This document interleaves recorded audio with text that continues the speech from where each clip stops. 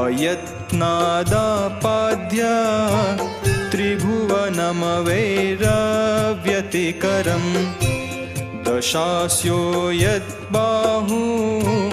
न भृतरणकण्डूपरवशान् शिरः पद्मश्रेणी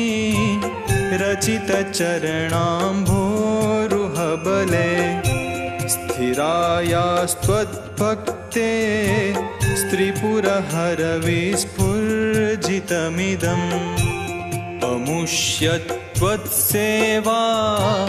समधिगतसारं भुजवनम्